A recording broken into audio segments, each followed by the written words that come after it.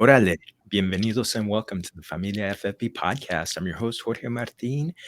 And hey, you know what? We've got a great show for you today. First off, we're on YouTube.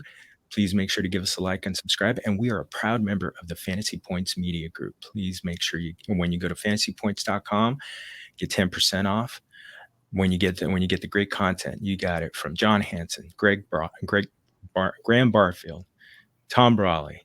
Gosh, I mean, just a host of people. Scott Barrett, everybody. You got golf coverage, you got college football coverage, every there. Go to fantasypoints.com and put in Familia 22, or if you want to do it in Spanish, Familia 22. Get 10% off. So we got a great guest for you. Oh, I'm telling you, this is someone who is highly recommended. Came from Buena Amiga of the show, Carmen Vitali. So she was our guest last year, but she's moved on to the Draft Network. I'm telling you, Greg Auman, mi amigo, thank you so much. He's from The Athletic. He does a great job of covering the Bucks. Has done it for almost a decade. Just a great job for working for The Athletic. I tell you, I've been a subscriber since 2018, and I've just loved the work that comes out of there. So, mi amigo, thank you so much for doing this. I really appreciate it. Oh, thanks for having me. Looking forward to it. So, first off, quite the off season. Tom Brady retired, unretired, new coaching staff, everything. But here's the thing: new head coach, but it's basically so much of the same coaching staff. He's got Byron Leftwich still is his offensive coordinator. This is an offense that threw 709, it's over 700 times last year. Are we just looking at more of the same when it comes to Brady, even though he's going into his age 45 season? Yeah, I'd like to think so. You keep expecting some kind of drop off at the end of his career, and we just haven't seen it yet. So no, if anything, this should be very much status quo. Todd Bowles ran the defense last year. He'll still kind of be in charge of it here. Byron Leftwich obviously had a lot of input from Bruce Arians last year, but was very much calling the plays and working with Brady. So probably as low change in terms of continuity as you can ask for with a coaching change with Todd Bowles taking over. And when it comes to Brady, it's such. What was it that where he took a step forward in the offense last year? Because he was even better than after that great finish. Yeah, obviously, did really well his first year here. Had already set some team records. He's in a position where he's going to, on pace to break the team career record for touchdowns in 3 seasons. Where you come on board at age 43, you can still break a team's career passing record. That's strange. No, I think he's had great people to throw to. Has people he knows well in Rob Gronkowski, has the guys that he kind of inherited here in Mike Evans, in Chris Godwin. And then, honestly, they took advantage of their depth last year. They had some injuries at receiver. They had injuries at running back. Probably made them throw a bit more than they would have liked to. But prolific numbers and probably more of the same coming for Tom Brady in 22 here. And that's saying something. Over 5,000 yards. Just the touchdowns were number 2. His second biggest output since the 50 touchdown season. We're talking about a top 10 quarterback from the fantasy standpoint. And yeah, you're right. No drop off. That is the amazing thing. Yeah, at age 44, it's unprecedented. You really don't have any quarterbacks with any more than like a spot start here or there in NFL history. And he not only has a full season, but Pro Bowl, if not MVP caliber numbers. Yeah, I just can't do the avocado ice cream. So the TB12 method is one thing. But let's look at the running backs real quick. Leonard Fournette came back last year on kind of like a make good contract. He did. He was very much the bell cow, as we do it. Sometimes we call him the lead caballo on our show here. Catching passes out of the backfield, very much someone who's getting a heavy workload. He did kind of miss a couple games at the end, but are we looking at a similar workload for Leonard Fournette this year? Yeah, I think so. This time last year, everyone was trying to figure out if it was Ronald Jones or Fournette that was going to be the main guy, and that got answered really quickly. I think Fournette not only was the primary back, but cribbed into the third down role that I think a lot of people had Gio Bernard in.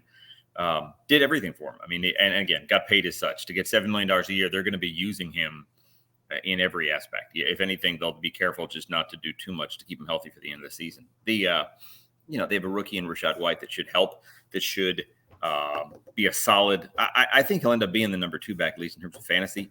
They have Keyshawn Vaughn, who's a third year back, has filled in real sparingly in his first 2 years. They have Gio Bernard back, again, most logically in that pass catching kind of role when Leonard Fournette isn't in that role. So you have 4 backs, and probably the upside of the 4 in terms of being more than expected is probably with White as a rookie that they like and just has to prove himself to coaches now.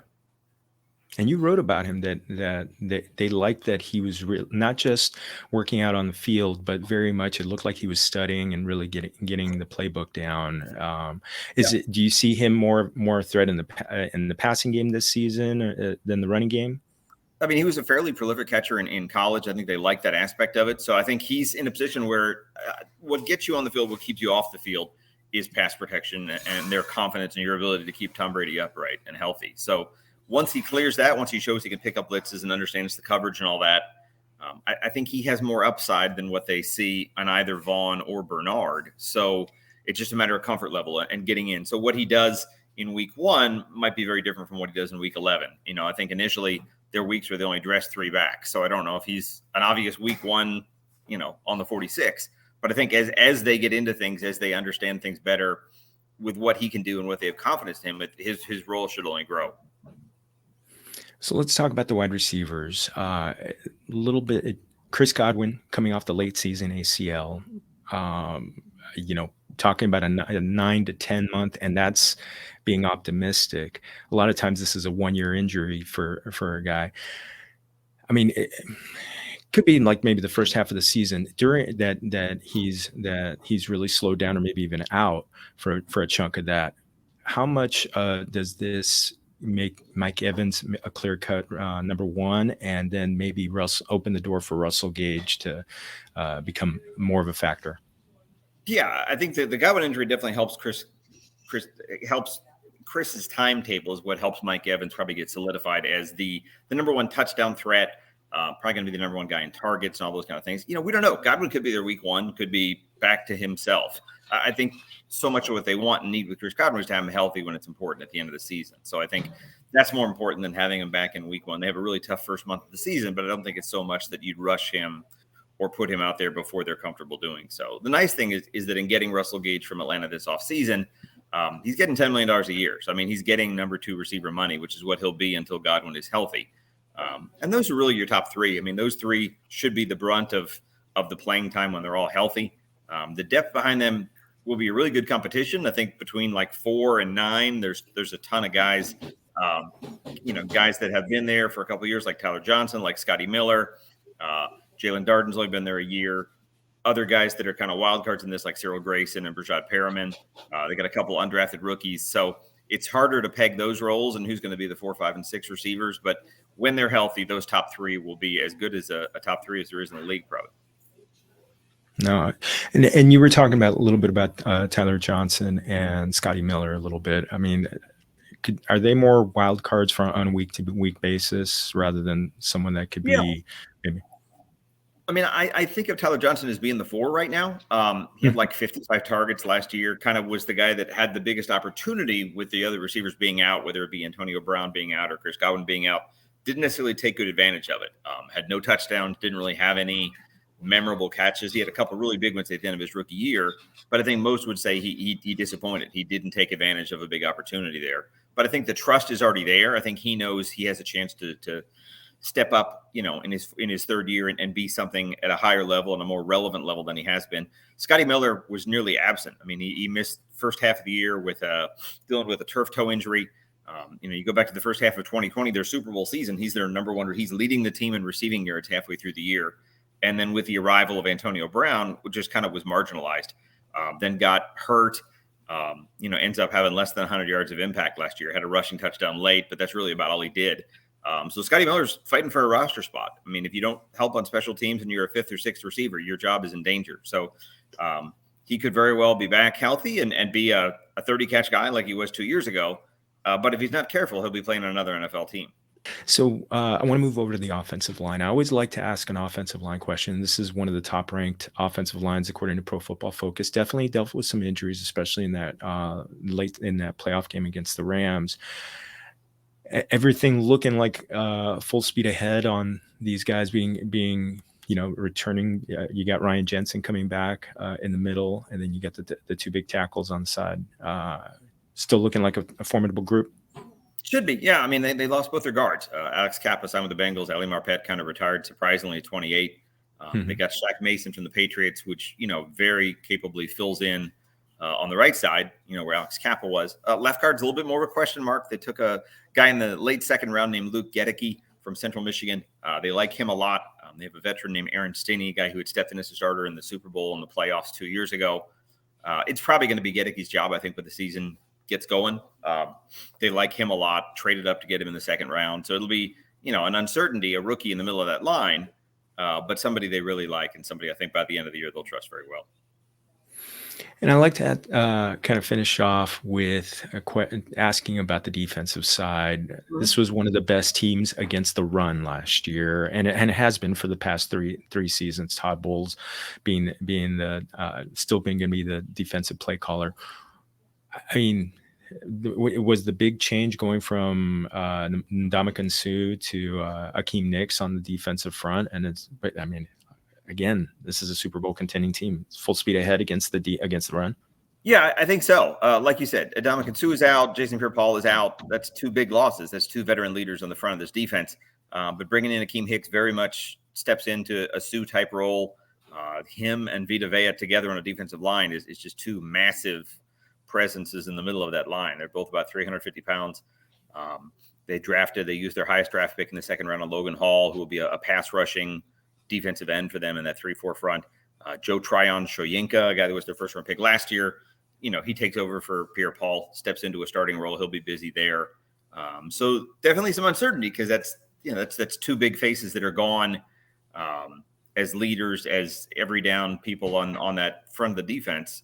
So you don't know how they'll be replaced, but they're excited about the young guys and Hicks stepping in and filling in for them that way. And against on the defensive side of the ball, you recently wrote a feature on the DBs, cornerbacks, talking about how they wanted to get more interceptions on the season and everything like that.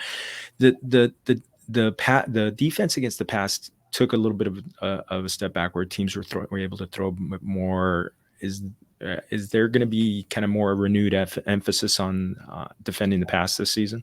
No, I think so. I mean, they were decimated by injuries at corner last year. They lost Sean Murphy-Bunting in the first quarter of the season. They lost Carlton Davis for, I think, 7 games in the middle of the year. Safeties, they were missing Antoine Winfield at times.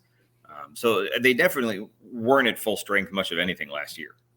And that showed. I think any team, if you lose 2 or 3 DBs out of your top 5, there's going to be a drop-off.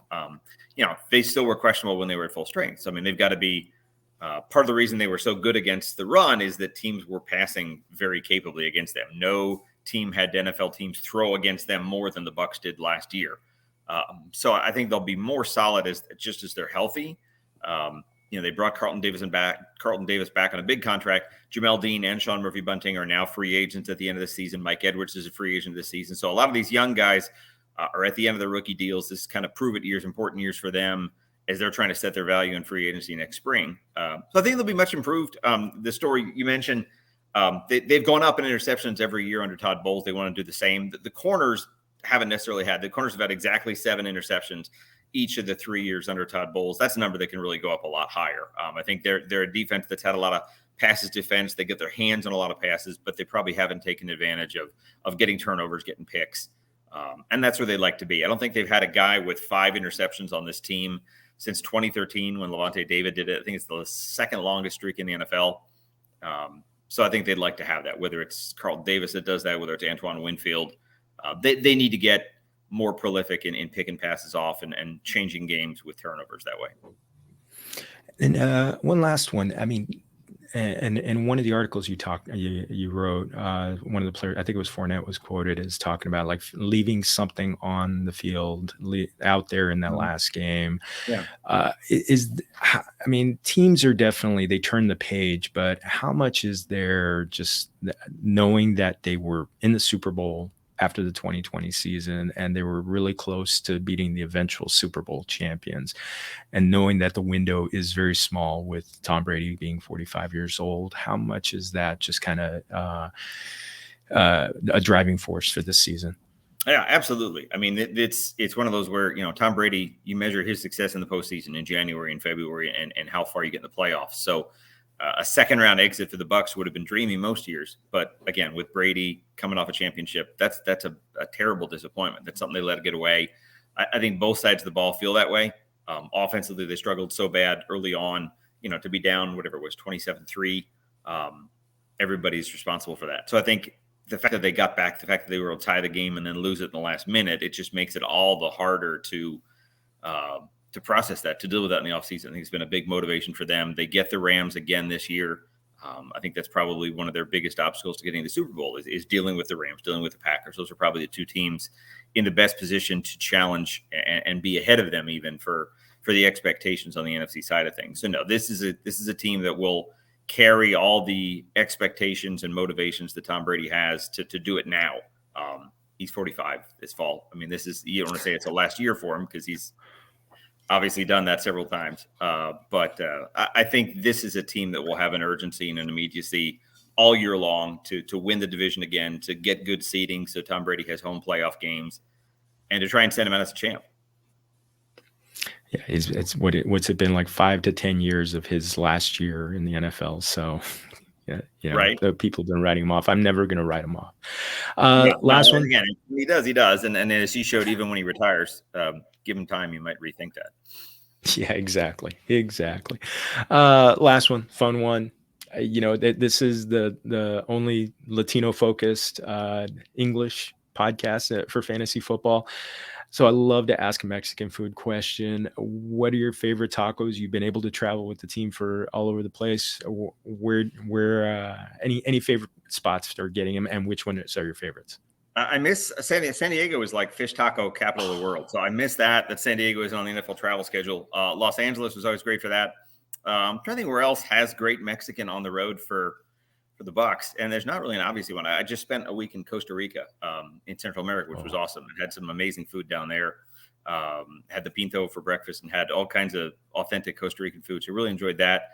My kids eat Mexican food really well. So I mean, we're hitting burritos and nachos probably once a week here. I can definitely eat a blackened chicken burrito from any number of places here. We get the bowls from Chipotle. We go T-Flats and everywhere else here in town. So no, love Mexican food, and probably more a nacho guy than a burrito guy right now. But no, if you got food tips anywhere the Bucs are, let me know, and I'm happy to get them. Send me on Twitter where I should be going to eat on the road. Definitely. Yes, please send them over. Greg, thank you so much for doing this. I really appreciate it. Obviously, yeah, I mean, go to The Athletic, but if you could point out I'm going to put it in the show notes, but if you could point out your Twitter handle real quick. Yeah, Twitter handle is just my name, just Greg Auman, GregAuman.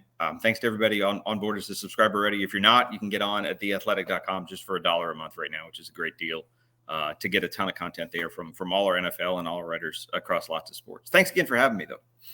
Oh, thank you. And yeah, Familia, I, again, as a 4-year subscriber, and I mean, there is great historical stuff. I mean, there is just a treasure trove.